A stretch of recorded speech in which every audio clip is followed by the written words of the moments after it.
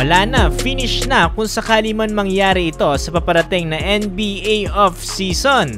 Trae Young sa San Antonio Spurs, katambal dito si Alien Victor Wembanyama. Samantalang ito, magandang update patungkol dito sa naging injury ni Lonzo Ball. Kakabalik na kaya siya dito para sa Chicago Bulls? Mukhang hindi pa rin kasi natatapos ang usapin dito ng paghahanap ng San Antonio Spurs dito nga sa isang player na maaari maging katambal ngayon dito ni Victor. Kaya naman ayon dito sa nailabas sa report ng Spurs trade rumors, mukhang involved pa rin dito ang Atlanta Hawks at ang San Antonio Spurs dito nga sa pakikipag-trade lalo na dito para kay Trae Young. Ayon nga dito sa naging report, mukhang hindi nga naging maganda ang kinilabasan dito ng future duo sana na Trae Young at DeJounte Murray. Ito ay matapos nilang lumambitin na lamang dito sa 10th spot dito sa Eastern Conference. Lalo na ngayon na mayroon pang injury ang kanilang superstar na si Trae Young, sinasabing tatagal ng at least 4 weeks. Dahil dito mukhang nanganganib pa ang kanilang playoff spot. Kaya naman muli nagbukas ang usapin dito na possible na pag-alis dito ni Trae Young dito para sa Atlanta Hawks papunta dito sa San Antonio Spurs. Lalo na ngayon na mayroong mga future draft picks ngayon ng Hawks na kung saan maaari talaga maging magandang deal para dito sa San Antonio Spurs. Dagdag pa niyan ay hindi rin nawawala ngayon na mai-link dito si Trae Young dito nga sa rookie na si Victor Wembanyama. Madami ang mga nagsasabi na magiging magandang match nga daw ang dalawang ito. Sa pagkakaroon ng offensive-minded point guard na kung saan mayroong limitless range and elite passing touch. Napakagandang complement daw nito para sa isang defensive anchor who can score down low.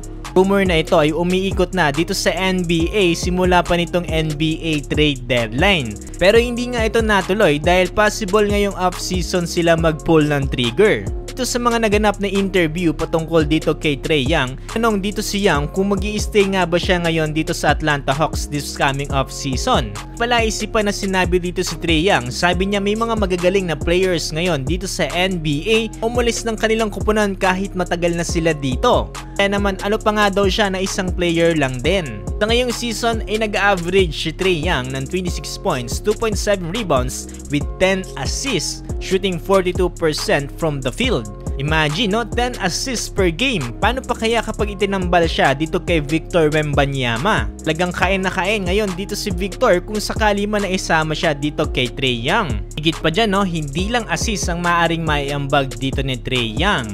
And dito sa naging report, this coming off season, maaaring maglabas ng pahayag dito ang San Antonio Spurs at ng Atlanta Hawks regarding these speculations. Pero kung sakasakali no, sobrang solid nito para kay Victor Wembanyama.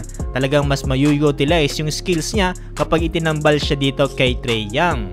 Sa kabilang banda, may update na tayo patungkol dito kay Lonzo Ball kung saan nagkakaroon na ng magandang progress patungkol nga sa kanya naging injury. Yan dito sa CBS Sports, si Lonzo Ball daw ay pinayagan na dito ng Chicago Bulls para sa isang clearance for advanced activities. Activity na to ay magsisignal daw para sa isang progress dito ni Lonzo Ball para dito sa kanyang rehabilitation sa kanyang injury.